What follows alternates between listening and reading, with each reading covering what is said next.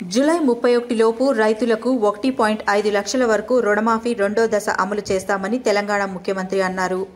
కల్వకుర్తిలో రుణమాఫీ పథకం కింద ఇప్పటి వరకు 6,093 కోట్ల రైతు ఖాతాల్లో జమ చేశామని, ఆగస్టు 2 నుంచి 14 వరకు విదేశాల్లో పర్యటిస్తానని, తిరిగి వచ్చిన తర్వాత రైతులకు 2 లక్షల వరకు రుణమాఫీ చేస్తానని సీఎం తెలిపారు.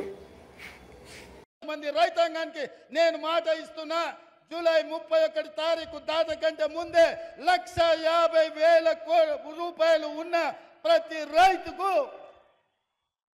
మళ్ళీ రెండో విడత ఖచ్చితంగా 30 తారీఖు జూలై దాటకంటే ముందే 1,50,000 రూపాయల మీ బాకీని చెల్లించి రైతు రుణం తీర్చుకుంటా అని చెప్పి ఈ కల్వకుర్తి గడ్డ మీద నుంచి నేను మాట ఇస్తున్నా. ఇదే కాదు, 2 తారీఖు నుంచి 14 తారీఖు వరకు నేను విదేశీ పర్యటనకు వెళ్తున్నా.